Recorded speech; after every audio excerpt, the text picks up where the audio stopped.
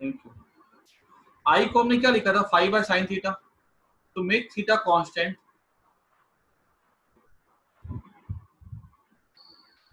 We use radial magnetic field.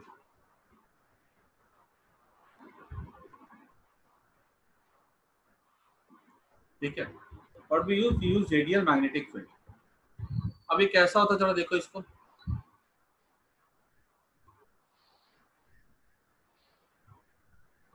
ये हमारा बनाया था पोल्स, और ये हमारा हो गया ऊपर का व्यू।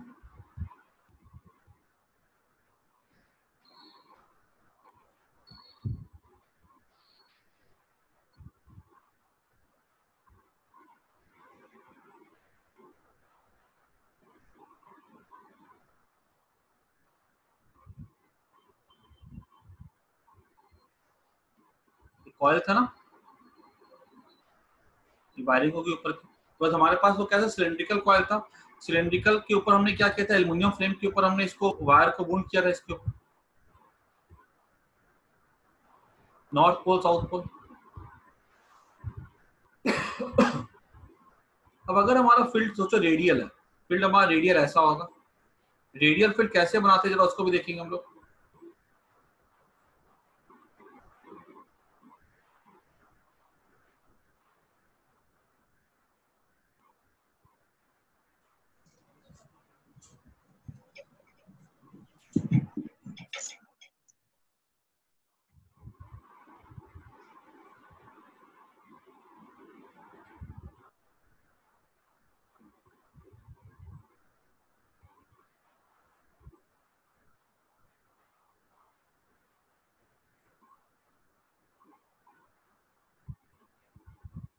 ठीक है, ये ऐसा हमारा रेडियल फील्ड होता है। ठीक है,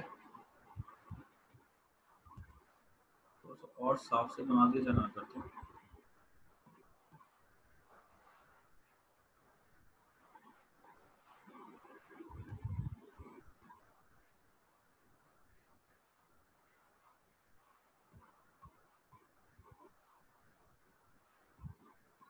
ये ऐसा हो जाता है, एक आ गया, एक आ गया, एक ये ऐसा। ठीक है, ये ऐसा गया, ये ऐसा गया,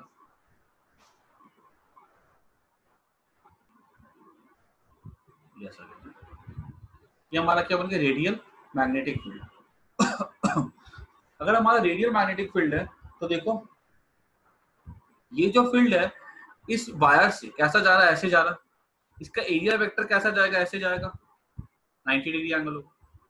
अगर ये कॉइल टर्न कर जाता है, ठीक है, इन सच ए वे, ये जो लाइन जो मैंने ऐसे ड्रॉ की है अगर वो ऐसी हो जाएगी तो भी ये फील्ड कैसा हो जाएगा, इसके अलोंग जाएगा। अगर मान लो ये कॉइल घूम करके अगर ऐसे हो जाए, ठीक है, मान लो अगर ये कॉइल घूम करके अगर ये ऐसे हो जाए,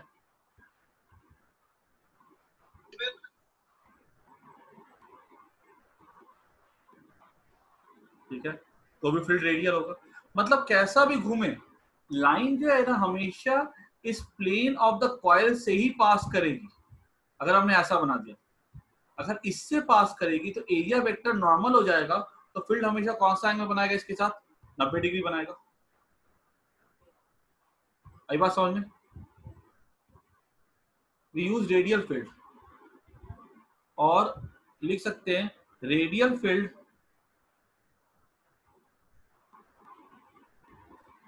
ऑलवेज मेक्स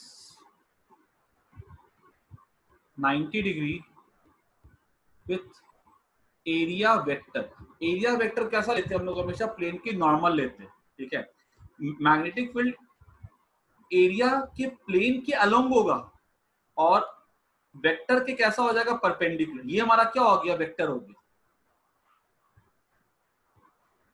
ये हमारा क्या हो गया, ये हमारा एरिया वेक्टर हो गया,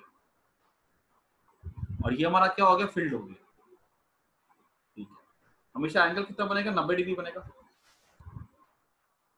always mean 90 degree with area vector. ठीक है, therefore sin theta equals to 1। I think ये समझ में आ गया तुमको कि फाई में और थीटा में क्या डिफरेंस हो गया। ये बात क्लियर हो गई होगी कि फाई क्या था, फाई कितना से घूमा, घूम तो रहा है, देखो ये घूम रहा है कि नहीं घूम रहा है। ठीक है, कॉइल तो घूम रहा है, क्लियर, वायर तो टर्न कर रही है, वायर टर्न करेगी बिकॉज कॉइल घूम रहा है, ऐसे कॉइल घूम रहा है, लेकिन ये जो एंगल जो ये हमेशा कितना रह रहा है, 90 डिग्री फिक्स रह रहा है।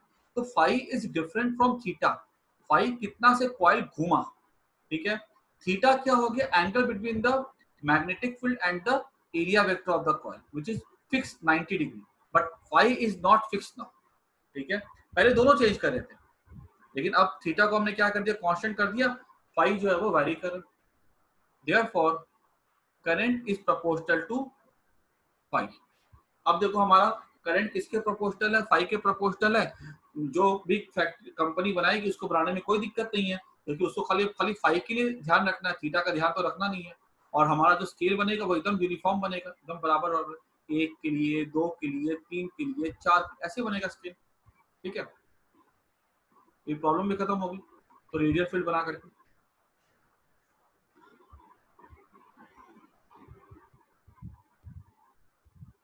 और उसके बाद नेक्स्ट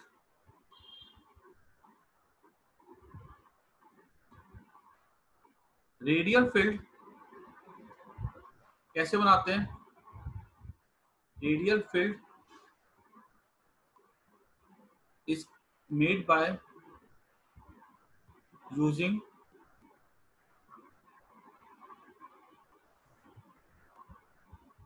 कॉनकेव शेप या हॉर्स, हमने लिखा था ना horse shoe magnets and cylindrical soft iron, ये दो चीज को यूज किया जाता है, ठीक है, टू मेक रेडियल फील्ड, ठीक है। अब ये इसको मैं रेस कर देता हूँ, नोट किया हो गया होगा,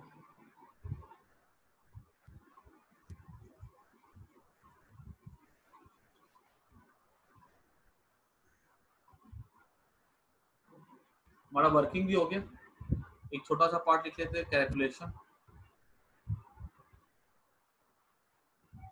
कैलकुलेशन में मैं लिख देता हूँ I इक्वल्स टू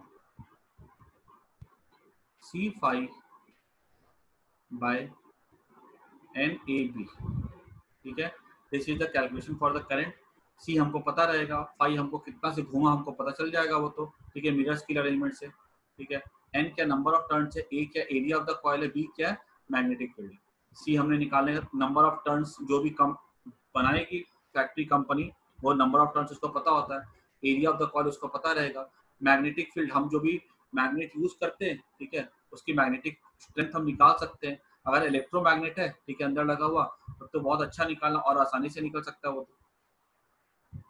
ठीक है, और ये इससे हम लोग क्या कर सकते हैं, करंट को निकाल सकते हैं, ठीक है। अब यहाँ पे मैं थोड़ा सा एक एक्स्ट्रा एक टॉपिक ले लेता हूँ मैं, फंक्शंस ऑफ कंपोनेंट्स, जो जो अलग अलग हम यूज करते हैं ना, पहला हमने यहाँ पे क्या यूज किया था, नहीं फंक्शंस ऑफ कंपोनेंट बाद में लेंगे, हम पहले लेते हैं एक टॉपिक जिसका नाम होगा करंट सेंसिटिविटी, उसके बाद लेंगे करंट सेंसिटिविटी। तो करंट सेंसिटिविटी का मतलब क्या होता है, सेंसिटिव चीजें वो होती हैं जो कि छोटी से छोटी मेजरमेंट को ले सके, मान लो कि हमारे पास एक गैल्वेनोमीटर है, उसमें हमने भेजा 1 मिली एम्पियर करंट, और एक गैल्वेनोमीटर दिखाता है डिफ्लेक्शन 1 डिग्री का, दूसरा दिखाता है 10 डिग्री का, ये 1 एम्पियर में खाली हम देखें, ठीक है, 1 एम्पियर भेजा वो यहां से यहां चला गया, 10 डिग्री वाले की अगर हम बात करें ना, ठीक है, तो वो यहां से यहां मुड़ गया, इतना मुड़ा, तो ये एक ही में हमको ज्यादा डिफ्लेक्शन दिखा रहा है, तो हम बोलेंगे ये वाला ज्यादा बेहतर है, क्योंकि हमको ये ज्यादा क्लैरिटी मिल रही है, छोटा सा करंट भेजा बड़ा डिफ्लेक्शन दिखाया, ठीक है, तो हम बोलेंगे कि नहीं ये ज्यादा बेहतर है। अगर हमने इसमें करंट मान लो अगर 0.1 मिली एम्पियर भेजा इसमें, तो ये दिखाएगा खाली 0.1 डिग्री दिखाएगा, लेकिन ये कितना दिखाएगा, ये 1 डिग्री दिखाएगा। अभी छोटा करंट करने पे इसका डिफ्लेक्शन ज्यादा क्लियरली ऑब्जर्वेबल है। हम ऑब्जर्व करेंगे तभी तो नाप सकते हैं ना, ज्यादा इसको नापना आसान पड़ा ना। तो बोलेंगे कि ये सेकंड वाला क्या है, उसकी सेंसिटिविटी ज्यादा है क्योंकि वो छोटी करंट भी हमको इजीली नाप करके दिखा रहा है। ठीक है, so this is what we call as current sensitivity. Sir एक बार रिपीट कर दो ना, करंट सेंसिटिविटी का। लिखा रहा हूँ।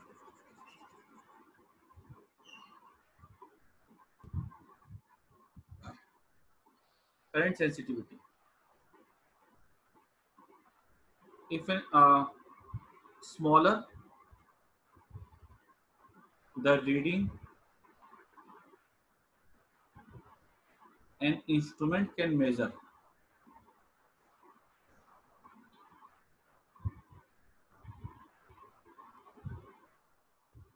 more is its sensitivity। ठीक है, जितना छोटा से छोटा वो मेजरमेंट ले सके उसकी सेंसिटिविटी कैसी होगी, ज्यादा होगी। अब अगर हमको सेंसिटिविटी, मान लो करंट सेंसिटिविटी अगर नापनी है, ठीक है, गैल्वेनोमीटर की, तो हम क्या बोल सकते हैं कि मान लो कि वो आई करंट पास करवाएंगे तो उस पर डिफ्लेक्शन हो जाता है 5। ठीक है, हमने अगर 10 करंट पास करवाया, उसका डिफ्लेक्शन हो गया 10 डिग्री। तो एक यूनिट करंट अगर पास करवाएंगे तो कितना डिफ्लेक्शन होगा, 5/I। जिस इंस्ट्रूमेंट का, जिस गैल्वेनोमीटर के लिए यूनिट करंट पास करवा करके डिफ्लेक्शन जितना ज्यादा होगा उसकी सेंसिटिविटी कैसी होगी, ज्यादा होगी। ठीक है, तो लिख देता हूं मैं, for galvanometer, for that galvanometer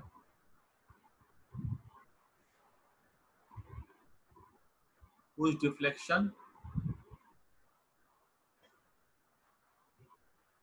for unit current is high will have greater sensitivity। है ना, 1 डिग्री से अगर हमने अगर 1 यूनिट करंट पास करवाया, 1 मिली एम्पियर, 2 से पास करवाया, एक का डिफ्लेक्शन हो जाता है 1 डिग्री, दूसरे का होता है 10 डिग्री। 10 डिग्री हमको दिखता है भाई, इतना बड़ी आसानी से दिख रहा है, तो हम क्या बोलेंगे कि इतना आसानी से दिख रहा है, अगर इतना आसानी से ऑब्जर्व कर रहे हैं, इतने आसानी से मेजर कर सकते हैं हम लोग, तो बोलेंगे सेंसिटिविटी कैसी होगी, उसकी ज्यादा होगी। ठीक है, तो ये हमारा सेंसिटिविटी नापने का तरीका हो गया। और हम यूनिट करंट ही क्यों चूज करते हैं, यूनिट स्टैंडर्ड हो जाता है भाई, सबके लिए एप्लीकेबल है ना। 10 ले लिया, 10 में एक करंट पास करके एंगल नाप लो। So this is called as, this is actually the current sensitivity.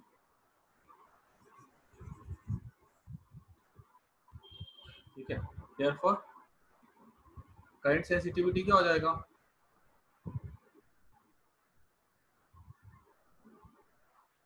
हो जाएगा 5। अब 5 हमने अभी निकाला था ना, 5 हमारा आ रहा था NIAB=C5 था। तो 5/I क्या हो जाएगा, देखो तो, ये यहाँ पे करंट सेंसिटिविटी है, इक्वल्स टू 5I हो जाएगा NAB/C। ठीक है, this is the current sensitivity. जितना ज्यादा टर्न्स उतनी ज्यादा सेंसिटिविटी, जितना बड़ा होगा कॉइल का एरिया उतनी ज्यादा सेंसिटिविटी। मैग्नेटिक फील्ड स्ट्रॉन्ग क्यों लेते हैं, स्ट्रॉन्ग यूज करते हैं हॉर्सशू मैग्नेट्स, इलेक्ट्रोमैग्नेट्स यूज करते हैं ताकि फील्ड को और स्ट्रॉन्ग कर सके। क्यों, ज्यादा सेंसिटिविटी होगी, बारीक से बारीक करंट भी अगर फ्लो कर रही है ना, हल्की छोटी से छोटी करंट भी हो रही है ना, तो वो नाप सकते हैं, डिटेक्ट कर सकते हैं। और सी क्या था, ये टॉर्सनल कांस्टेंट। हम लोग जो फॉस्फर ब्रॉन्ज स्ट्रिप यूज किए थे, जो हमने हेयर स्प्रिंग लिया था, हेयर स्प्रिंग बड़ा लाइट होता है, ठीक है, उसके लिए जो सी की वैल्यू जो होती है ना, टॉर्सनल कांस्टेंट बहुत कम होती है। मतलब अगर तुमने एकदम लाइट स्प्रिंग होता है, ठीक है, 1 डिग्री घुमाना है ना अगर अपने को, ठीक है, तो बहुत कम हमको टॉर्क चाहिए। यही तरह सी, 1 डिग्री घुमाने के लिए जो टॉर्क चाहिए, 1 डिग्री घुमाने के लिए टॉर्क बहुत कम चाहिए। जितना छोटा टॉर्क चाहिए, ठीक है, उतना कम होगा, सेंसिटिविटी उतनी ज्यादा होगी। ठीक है, तो दिस इज करंट सेंसिटिविटी। आई बात समझ में? उसके बाद नेक्स्ट लिखते हैं हम लोग, इसी से ही ना मैं तुम लोग को फॉस्फर, ब्रॉन्ज स्ट्रिप और वो सब बाकी बाकी जो भी है ना, जो छोटे छोटे कंपोनेंट्स थे उसके, मैं सबके फंक्शन लिखा दूंगा कि अगर एग्जाम में 1 मार्क 2 मार्क के अगर आ जाते हैं उसको एज इट इज वहां पे लिख करके आ जाना।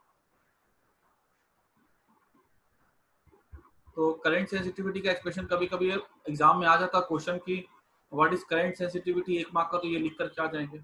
उसके बाद लिखते हैं वोल्टेज सेंसिटिविटी।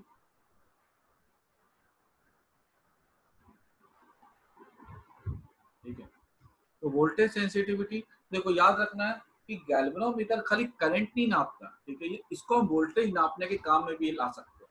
याद रखना है कि जब हम गैल्वेनोमीटर पढ़ रहे हैं ना, तो इस गैल्वेनोमीटर से दो चीजें बनती है, एक तो एमीटर बनता है और एक वोल्ट मीटर बनता है।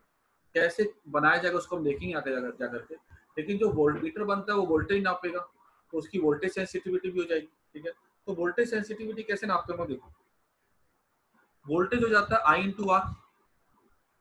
ठीक है, तो वोल्टेज V में अगर डिफ्लेक्शन हुआ मान लो 5, तो यूनिट वोल्टेज में कितना डिफ्लेक्शन होगा, 5/V इक्वल टू 5/V को हम क्या ले सकते हैं, IR। अब देखो तो 5/I तो ये है ना, तो इसको हम क्या ले सकते हैं, NAB/CR। This is voltage sensitivity. Voltage sensitivity में बस एक एक्स्ट्रा चीज आ रही है जो कि रेजिस्टेंस है। ठीक है, कि बाकी सब कुछ वही करंट सेंसिटिविटी वाला, तो जितना कम इसका रेजिस्टेंस होगा हमारे कॉइल इसका, उतनी ज्यादा इसकी वोल्टेज सेंसिटिविटी होगी। कम रेजिस्टेंस के लिए हम क्या यूज करते हैं, कॉपर वायर यूज करते हैं। कॉपर वायर का रेजिस्टेंस बहुत कम होता है, तो वो यूज करते हैं। तो this is the voltage sensitivity. ठीक है, सो अब यहाँ पे आई थिंक ये वर्ड्स पे तुम लोग खुद से लिख लेना। ठीक है, करंट सेंसिटिव। अब यहाँ पे मैं इसके अलग अलग यूजेस बताता हूँ। ठीक है, मैं यूजेस ऑफ कंपोनेंट्स ऑफ गैल्वामीटर।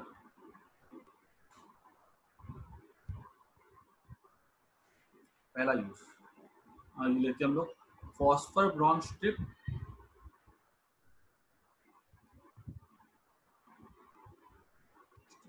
इसको क्यों यूज करते हैं, पहला reason has low torsional constant,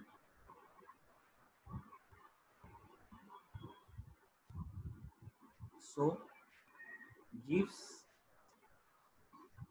high current sensitivity. Second, has high tensile strength. ठीक है, फॉस्फर ब्रॉन्ज स्ट्रिप यूज करते हैं इसकी वजह से। ठीक है, second, hair spring, same thing, repeat 0.1। ठीक है, ये वाला रिपीट कर देना। ठीक है, ऑफ स्ट्रिप। ठीक है, एज लो टॉर्सनल कांस्टेंट जो कि हाई करंट सेंसिटिविटी। ठीक है, हेयर स्प्रिंग का भी हमने पढ़ लिया। उसके बाद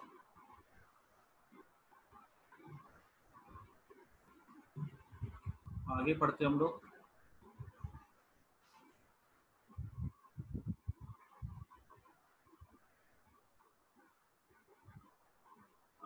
ABC सिलेंड्रिकल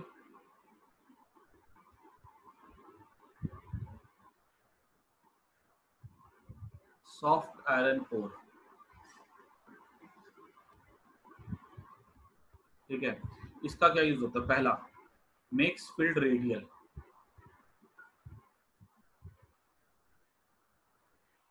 दूसरा allows more magnetic field to pass through,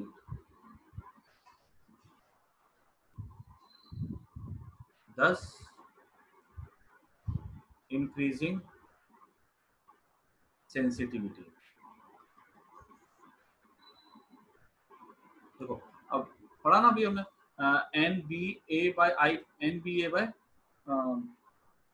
सी था, ठीक है, सेंसिटिविटी, चाहे वोल्टेज का लो चाहे इसका लो करंट का लो, उसमें खाली रेजिस्टेंस एक्स्ट्रा आ रहा था।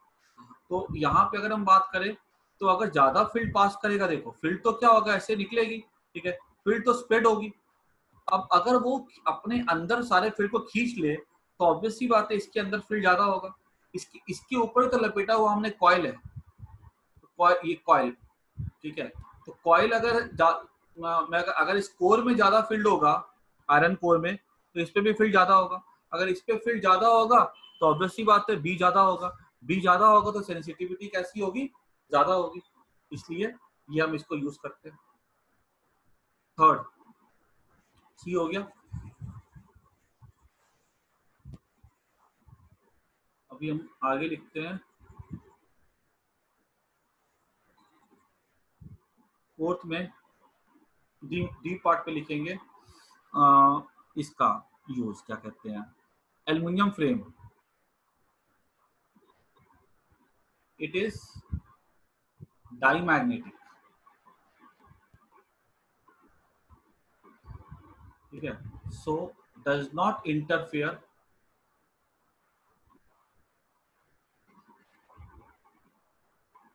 इन कैलकुलेशन ऑफ टॉर्क। देखो टॉर्क का फॉर्मूला क्या था, एन आई ए बी था, फील्ड जो रेडियल था। अब अगर मान लो ये एन क्या था, नंबर ऑफ टर्न्स था, आई था करंट, ए था area of the coil, B था मैग्नेटिक फील्ड। अब अगर मान लो हमने यहाँ पे कॉपर वायर को अगर हमने वोल्ड कर दिया होता किसी आयरन के फ्रेम के ऊपर, तो आयरन का फ्रेम वो तो खुद भी मैग्नेट बन जाता, ठीक है, उस पर भी टॉर्क लगता। अगर उस पर भी टॉर्क लगता तो कुछ जो टॉर्क हमारा जो टोटल आता वो इसमें कुछ ऐड हो जाता। अब हमारा टॉर्क तो ये है जो कि हम कैलकुलेशन कर रहे हैं, और अगर एक्स्ट्रा कहीं से घुस रहा है तो हमारा तो कैलकुलेशन गड़बड़ा जाएगा, है ना। हम तो ये सोच के चल रहे हैं, और हमारा अगर आयरन लगा लेंगे तो जो टॉर्क हमने कैलकुलेशन किया 10, वो टॉर्क लग रहा होगा 120, तो एक्सपेरिमेंट और हमारा जो हम फॉर्मूला लिखेंगे, जो वैल्यू लिखेंगे, और जो लग रहा होगा एक्सपेरिमेंट में, वो दोनों अलग होगा, रिजल्ट हमारा मिसमैच हो जाएगा, ठीक है। So it is important that हम वहां पे किसके ऊपर लपेटते, एल्युमिनियम फ्रेम के ऊपर, ठीक है, ताकि वो इंटरफेयर नहीं करे कैलकुलेशन ऑफ टॉर्क के साथ। उसके बाद नेक्स्ट एक हमने यूज किया था कॉपर वायर। कॉपर वायर क्यों यूज करते हैं, it has low resistance, so increases the voltage sensitivity. ये जितने मैं लिखा रहा हूं ना, ये सब तुम्हारे शॉर्ट आंसर में आ सकते हैं। 1 मार्क वाले क्वेश्चन में ये सब क्वेश्चन जो है ना बहुत कॉमनली आते हैं, खास करके कि जो रेडियल मैग्नेटिक फील्ड क्यों क्रिएट करते हैं, कैसे क्रिएट करते हैं, ठीक है, तो उसमें आता है how copper wire loss resistance so increases the voltage sensitivity, और फॉर्मूला पता ही है 5 वोल्टेज सेंसिटिविटी का, ठीक है, NIAB बाय R, ठीक है, तो यहाँ लिखते थे हम लोग C, तो लो रेजिस्टेंस होगा तो वोल्टेज सेंसिटिविटी ज़्यादा हो जाएगा। उसके बाद अच्छा एक बात और, यहाँ पे एक सवाल ऐसा आता है कि हम गैल्वेनोमीटर को लो करंट मेजर करने के लिए ही क्यों यूज करते हैं, ठीक है, क्योंकि देखो अगर हम ज्यादा करंट पास करवाते हैं ना उसमें से, तो उसके जो भी वायर्स होंगे ज्यादा थिक लेनी पड़ेगी। ये तुमको पता ही है कि अगर ज्यादा करंट अगर होती है तो हमको वायर थिक चाहिए होती है, क्योंकि थिक वायर का रेजिस्टेंस लेस होता है, तो हीट क्या होगा, कम बनेगी। एसी में कितनी करंट आती है, ठीक है, 5 या 6 या 7, 5 या 6 या 7 कुछ ऐसे एम्पियर आती है अलग अलग एसी, तो उसकी वायर कितनी मोटी होती है। तो अगर हमने ज्यादा करंट पास करवाया तो हाँ एसी जितनी मोटी वायर तो नहीं चाहिए, लेकिन मोटी वायर चाहिए होगी, हम ज्यादा करंट पास करेंगे। अगर ज्यादा मोटी वायर होगी तो उसका मास ज्यादा हो जाएगा, ज्यादा भारी हो जाएगा, तो पता है गैल्वेनोमीटर आसानी से घूम ही नहीं पाएगा, ठीक है, उसका इतना भारी हो जाएगा ना, घूम नहीं पाएगा। घूम नहीं पाएगा तो मतलब ही क्या, उसकी सेंसिटिविटी कम हो जाएगी, तो हमारा कोई काम का नहीं होगा वो, ठीक है। तो इसलिए हम ज्यादा करंट उससे मेजर नहीं करते, ठीक है। तो एक पॉइंट छोटा सा लिख देता हूं मैं, low current, if high current is passed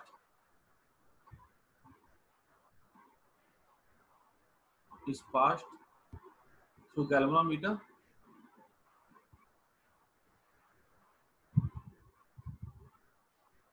thick copper wire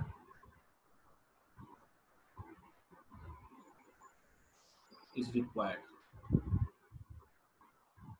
ठीक है। This will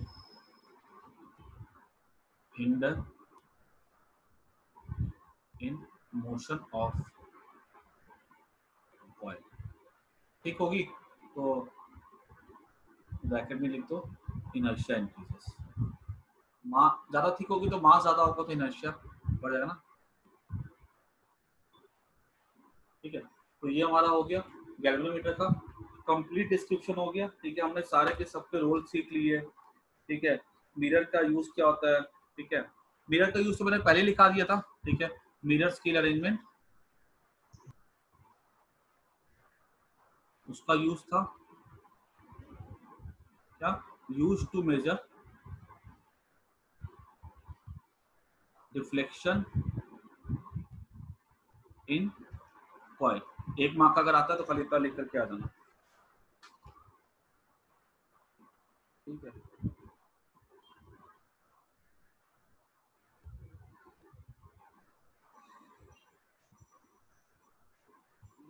और ये जो डिवाइस होती है ना, ये मेजर कर सकती है 10⁻⁹ एम्पियर तक का करंट। जो हमारा मूविंग कॉइल गैल्वेनोमीटर होता है ना, वो moving coil galvanometer can measure up to 10⁻⁹ ampere order of current.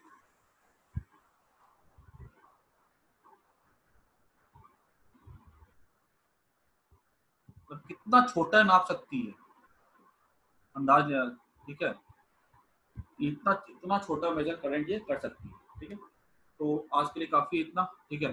हम लोग ना नेक्स्ट क्लास में वेस्टर्न टाइप क्या इसी से मिलता जुलता है, तो वो आई थिंक 10 मिनट में ही खत्म हो जाएगा, ठीक है।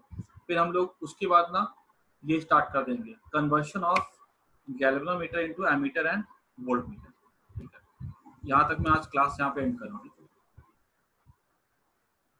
Okay sir.